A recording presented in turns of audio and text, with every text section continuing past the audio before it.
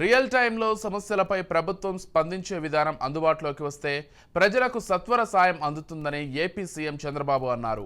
Real time governance ద్వారా పౌర సేవలు, ప్రభుత్వ కార్యక్రమాలపై 100 రోజుల్లో ప్రత్యేక ప్రాజెక్టు సిద్ధం చేయాలని అధికారులకు సూచించారు. సచివాలయంలోని మొదటి బ్లాక్లో ఉన్న సెంటర్ను సీఎం చంద్రబాబు సందర్శించారు. అనంతరం ఆర్టీజీ సెంటర్లోనే సీఎస్, డీజీపీ సహా ఉన్నతాధికారులతో సమావేశమయ్యారు.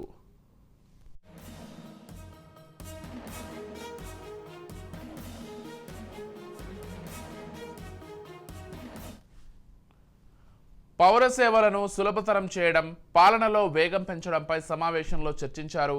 ప్రజలకు సంబంధించిన మాస్టర్ డేటాను అన్ని శాఖలు యాక్సెస్ చేసుకొని సత్వర సేవలను అందించే విధంగా ప్రణాళిక రూపొందించాలని అధికారులను సీఎం ఆదేశించారు. Aadhaar, vaccination data, school admission, ration కార్డుల్లో పేర్ల నమోదు, మ్యారేజ్ సర్టిఫికెట్, ఇతర సర్టిఫికెట్లకు సంబంధించి కార్యక్రమాలు ప్రజలకు ఆటోమేటిక్గా అందే అంశంపై చర్చించారు. పారిశుద్ధ్యం, ట్రాఫిక్ ప్రమాదాలు, నేరాలు, రోడ్లు, సాగునీటి ప్రాజెక్టులు, పంట కాలువల నిర్వహణ, అగ్రికల్చర్, వరదలు, భారీ వర్షాలు, విపత్తులు, డిజాస్టర్ మేనేజ్మెంట్ వంటి అంశాల్లో రియల్ టైం గవర్నెన్స్ ద్వారా తీసుకోదగిన చర్యలపై అధికారులతో సీఎం చర్చలు జరిపారు. సీసీటీవీ కెమెరాలు, డ్రోన్ల వంటి వాటి డేటా ద్వారా విశ్లేషణ, ప్రభుత్వ సేవల అందజేత, నాణ్యతపై సమావేశంలో చర్చించారు.